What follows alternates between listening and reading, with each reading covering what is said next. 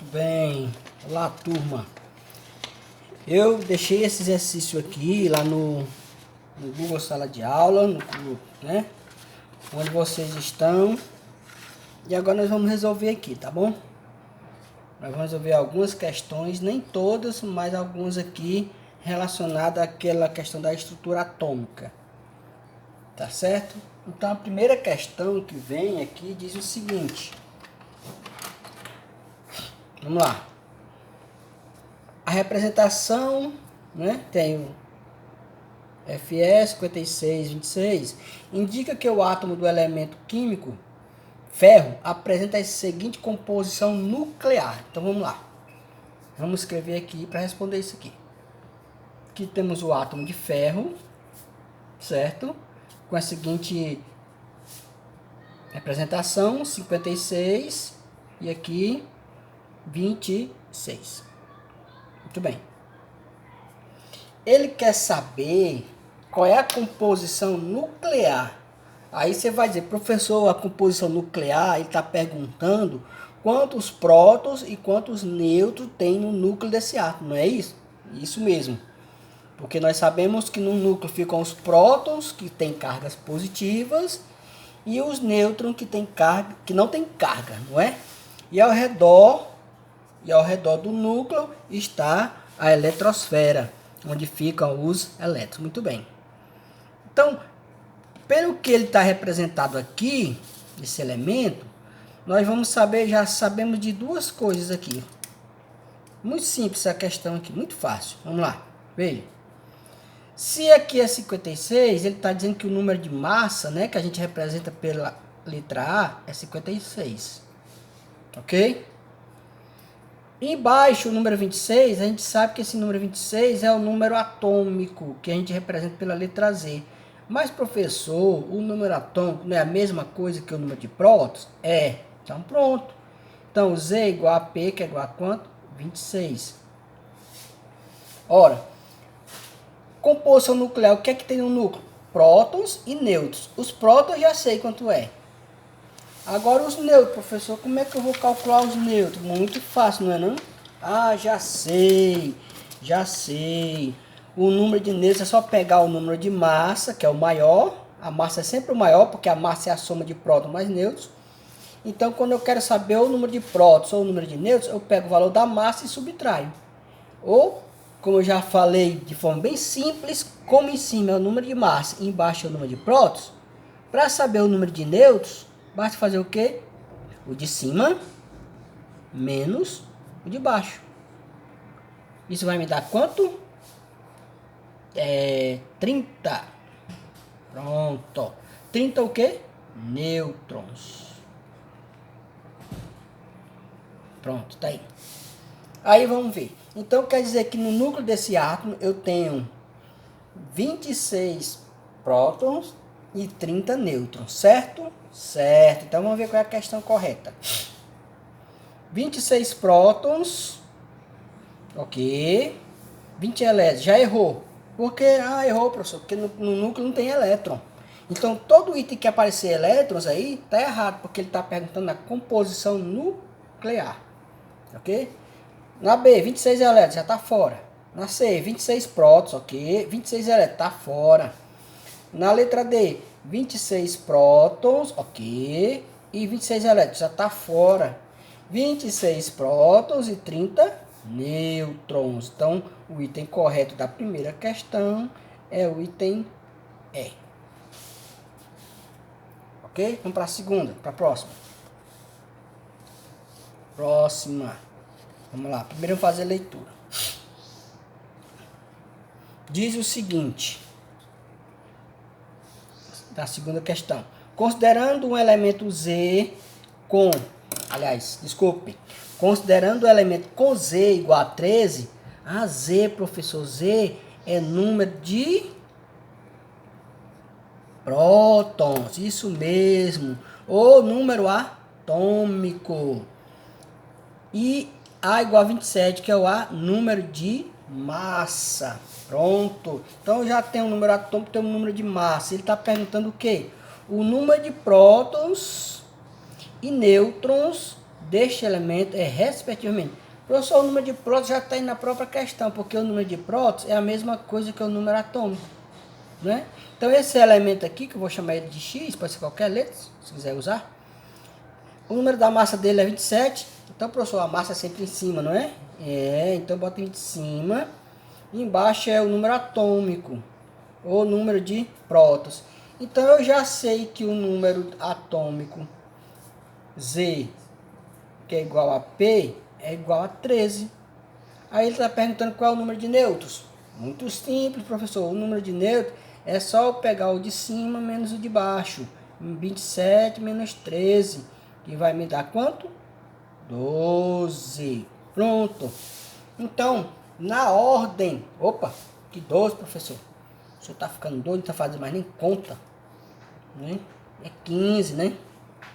14, aliás. Ó, minha canetinha aqui é boa porque ela é... Você escreve e apaga. Olha como é interessante. 27 menos 13 é 14, professor. Não sabe nem fazer conta, macho. Pronto, 14. E aí, pronto, ele diz o quê? Considerando o elemento de número atômico 13 e número de massa 27, ele está querendo saber o número de prótons e nêutrons desse elemento, respectivamente. Ou seja, pessoal, respectivamente significa dizer primeiro o número de prótons e depois o número de nêutrons, porque os itens podem trazer o contrário. Aí você pode marcar e dizer que tá, e achar que está correto. Mas aqui a gente vai ver claramente, vamos marcar aqui a letra E, né, que eu respondi. A letra E é a resposta. E aqui claramente o que foi que aconteceu? Eu simplesmente já determinei o número de nêutrons fazendo o número de massa menos de prótons, 14. Então, por ordem eu tenho número de prótons, 13, e número de nêutrons, 14. O item, 27 e 13, 13 e 14, opa, 14 e 13. Olha aqui, ó, a pegadinha aqui. Ele trocou só a posição, mas onde é que está o erro? Porque ele fala primeiro o número de prótons e depois o número de nêutrons. Então, o item correto é o item B. Ok? Muito bem. Eu vou botar aqui na folha esse daqui também. Já está aqui. O número de nêutrons é igual a 56 menos 26, que é igual a 30. Eu já expliquei, né? É só para constar aí. Próxima questão. Vamos lá. Terceira. Vou dobrar aqui a folha que é para poder você... Para poder olhar, ver o campo todo. Que eu estou escrevendo e estou lendo a questão. Pronto, aqui está. Vamos lá. O que é que diz essa questãozinha aqui? Um átomo X tem 56 prótons e 81 nêutrons. Vamos lá. Um átomo X, eu estou na terceira. Um átomo X, ok? Tem 56 prótons. Pronto, professor, a gente tem 56 prótons, eu coloco esse número aí lá embaixo, que é onde ficam os prótons. Em cima é a massa. E 81 nêutrons. Ah, 81 nêutrons. Nêutrons não tem onde eu colocar, né? Num coisa. Mas então eu coloco aqui do lado, ó. No meio. Né? Eu gosto de colocar no meio para já para o aluno entender, para você entender que o número de nêutrons é esse menos esse, lembram? Entendeu? Determine o número de nêutrons de um átomo Y. Ele quer saber o número de nêutrons desse átomo Y, sabendo que ele é isótopo de X. Opa! E tem número de massa igual a 138. Opa! Duas coisas está me dando aí. Primeiro vamos colocar a massa dele aonde? 138 em cima. Muito bem. E tem uma coisa que ele está dizendo aqui, ó. Vamos repetir? Determine o número de nêutrons de um átomo Y, sabendo que ele é isótopo de X. Opa, professor, isótopo, eu me lembro agora que o senhor explicou.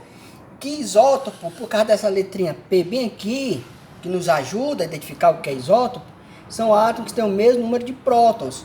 Como o número de prótons está embaixo, ele está dizendo que esse átomo aqui é isótopo desse, né? E X é isótopo de Y. Então, professor, ele está dizendo o quê? Exatamente, em outras palavras, que esse número de prótons de Y é igual ao número de prótons de X, que é quanto? 56. Ora, Para eu saber o número de nêutrons, eu preciso da massa de prótons. Eu não já tenho? Então pronto, olha como ficou fácil. Eu vou pegar o nêutron de I, vai ser o quê? A massa dele, lembra? O de cima menos o de baixo. Isso vai me dar quanto, professor? Dá para não errar a conta de novo, não é? 6 para 14, né? Só faz a continha. 6 para 8, 2. 5 para 13, 8. Vai 1 para 1, pronto, 82. Então, o número de nêutrons do átomo Y é igual a 82. Não tem opções, então, para resolver desse jeito, certo? Então, a resposta aqui seria 82. Não é fácil? O professor explica de novo essa questão aí, de novo, só mais uma vezinha para poder fixar aqui. Ok, vamos lá.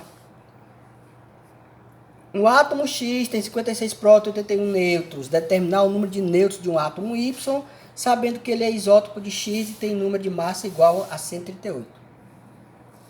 A primeira coisa que se faz quando vai se resolver um problema é tirar os dados do problema e colocar, escrever esses dados, ok?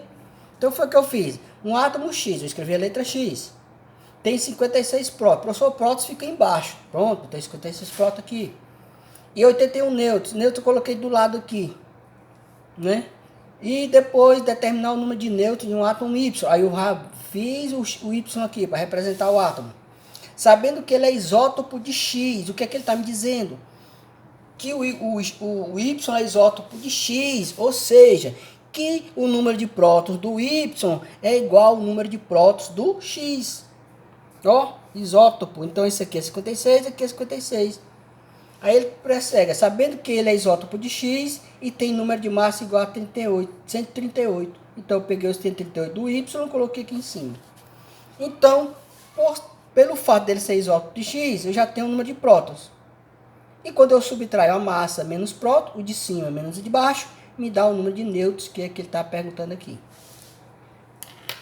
Ok?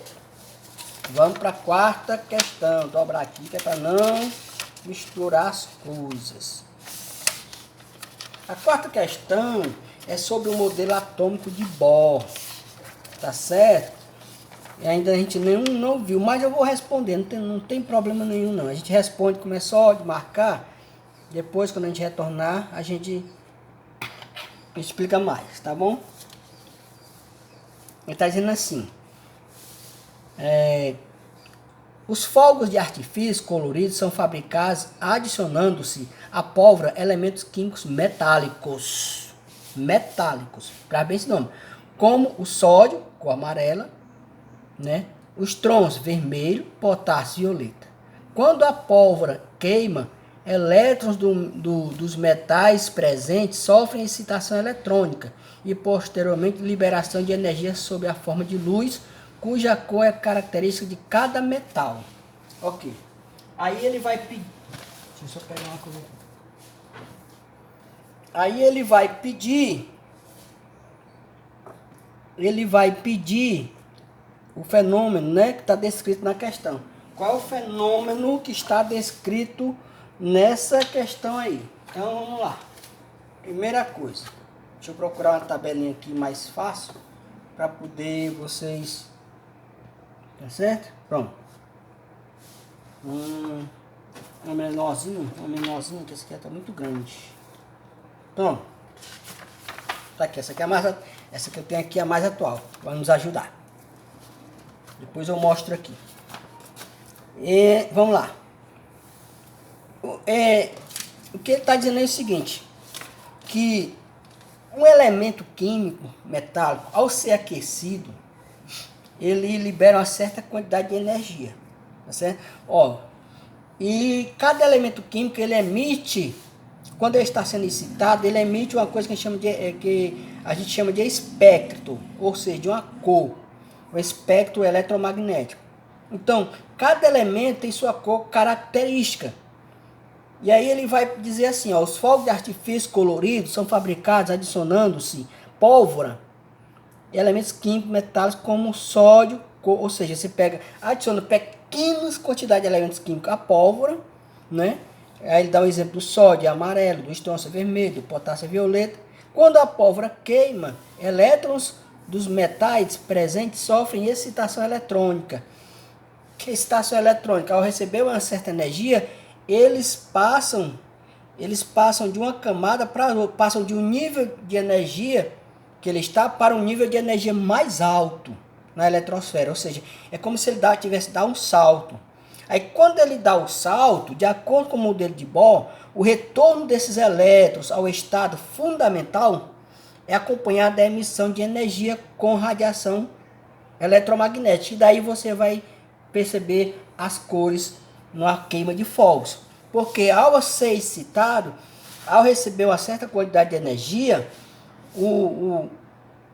o átomo, o elétron, ele salta de um nível de energia para um nível maior do que o anterior. Mas na volta ao estado natural, ele vai emitir uma energia que a gente chama de energia como radiação eletromagnética, e daí vem as cores. Então vamos lá. Letra A. É característico dos elementos dos grupos 6A e 7A da tabela periódica. Ele está dizendo assim, esse fenômeno aqui, quando os fogos de artifício colorido são fabricados na pólvora, químico, metal e tal, ele vai dizer quando a pólvora queima. Ou seja, quando a pólvora queima, aí você vai ter, né, o que? Uma excitação dos elétrons, uma excitação eletrônica, né? E posteriormente liberação de energia sob a forma de luz. Aí ele quer saber se esses elementos da família 6A e 7A se aplica isso aí. Esse fenômeno se aplica aos elementos da família 6A. Lembre-se que ele fala, os fogos de artifício coloridos são fabricados usando pólvora a elementos químicos metálicos. Ora, aí você vai ver, 6A e 7A são esses elementos aqui, ó. 16, 17, ou 6A e 7A. Vou mostrar aqui. Aqui, ó. 6A, 7A. São essas duas famílias aqui. Só que essas duas famílias aqui, uma é a família do oxigênio e a família do flúor. E eles não são metais, eles são ametais, ou que a gente chama de não metais. Então não se aplica a esse grupo aqui. Esse fenômeno que acontece com os fogos de artifício, não, você não vai, como é que se diz? Como é que você vai colocar oxigênio na pólvora assim? O oxigênio só atua mesmo com um gás comburente, mas ele não pode ser adicionado dentro da pólvora, porque ele é um gás, ok? Então, como esse aqui se aplica só aos metais, né?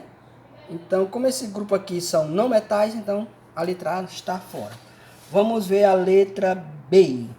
Ocorre independentemente da quantidade de energia fornecida. Não. O que isso quer dizer? Qualquer quantidade de energia que eu fornecer, isso vai acontecer. Não. Cada elemento químico precisa de uma quantidade de energia definida para que ele emita essas cores, certo? Para que ele emita o seu espectro, que você vai perceber através das cores. Então, depende sim da quantidade de energia. C. Esse fenômeno aqui descrito na questão está em concordância com a transição eletrônica conforme o modelo de Bohr. Pronto. Foi Bohr que observou isso, o espectro eletromagnético, que quando os átomos, os elétrons eram excitados, eles emitiam, né, uma quantidade de energia eletromagnética, conhecido como radiação eletromagnética. Por isso ele ficou famoso por isso. Então, o C está correto.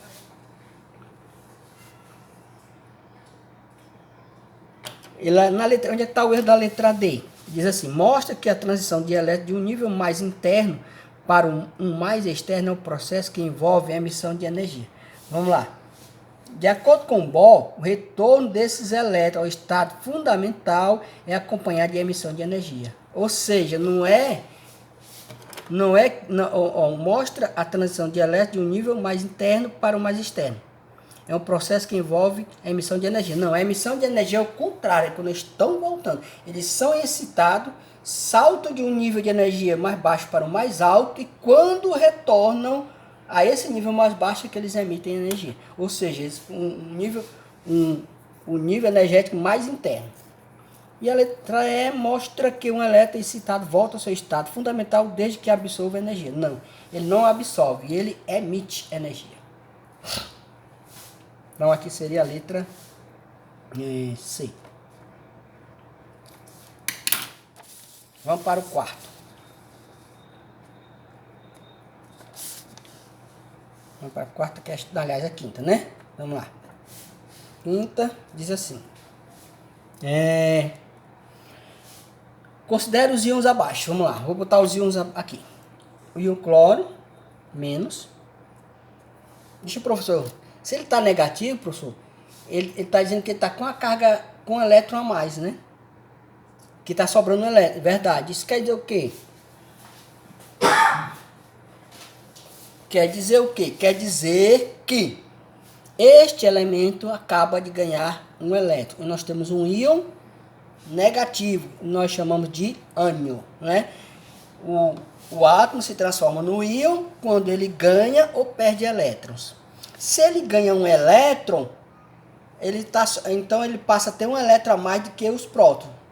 Não é verdade? Então, se o cloro, por exemplo, tem 17, significa dizer que o número de prótons dele é 17, o número de elétrons dele também é 17 no estado normal. Mas quando ele ganha ou perde, ele sai para o estado, passa a ser chamado de íon negativo ou íon ânion, porque ele ganhou um elétron. Então aqui eu vou ter 37 da massa, 17 coisa. Percebam aqui, no estado neutro, o cloro tem 17 prótons, 17 elétrons.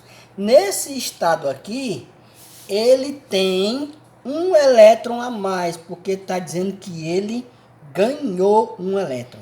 Tá vendo? Então, aqui nós já vamos perceber o seguinte, que no estado normal ele teria 17 elétrons, mas como ele está carregado com a carga negativa, essa carga que fica em cima é o excesso, ou seja, que ele ganhou. Então, quando ele ganha um elétron, ele fica com menos 1. Quando ele ganha 2, fica 2 menos. Quando ele ganha 3, fica 3 menos. Ou quando ele perde, é o caso do sódio, aqui veja o sódio. Na+. Eita, professor, esse Na+ está dizendo que ele tem um próton a mais do que antes, não é? Isso. É o próton que está... Não, aliás, Na+ não, um próton excedente. Como é que eu vou explicar isso? É assim. Se ele está com um próton aqui, uma carga positiva, significa que ele perdeu uma carga negativa. Então, se eu for comparar, eu dizer assim, o sódio ele tinha 11 prótons e 11 elétrons. Ao perder um elétron, ficou sobrando um próton. Aí ele está um íon positivo que a gente chama de cátion.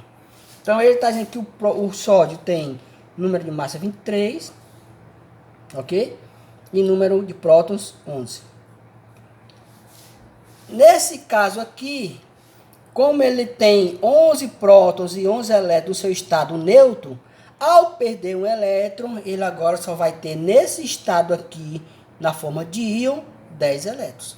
Então, o sódio, o cloro, ele vai ter prótons igual a 17, esse íon aqui, tô falando do íon, e elétrons igual a, como ele está com o sinal negativo, significa que ele ganhou. Então, se ele tinha 17, agora ele tem 18. Porque ele aqui, prótons é igual a elétrons no estado neutro. Mas como ele ganhou um elétron, agora ele tem 18. E aqui, forma de íon. A mesma coisa vai acontecer com o sódio. O sódio, aqui ele tem prótons 11, igual a elétrons no estado neutro. Ok? No estado neutro. Mas como ele perdeu, por que ele perdeu, professor? Porque esse aqui está sobrando uma carga positiva, é porque ele perdeu uma negativa. Então ele tem agora no estado, na forma de íon, ele tem agora o que? Antes ele tinha 11, agora ele tem 10 elétrons. Aí a opção que tem isso aí é exatamente a letra C, ó. O íon cloro possui 18 elétrons e o íon sódio possui 10 elétrons. Certo? Pronto. Deixa eu me ver. As outras sobre configuração, a gente vai deixar para outra oportunidade. Por enquanto é só isso daí. Tá ok? Deus proteja vocês, se cuidem. Tá bom? E eu vou... Na próxima, essa semana eu vou gravar um novo vídeo. Tá certo? Para aula de quinta-feira que vem. Que dia é quinta-feira? Hoje são 12, 13, 14. É mais.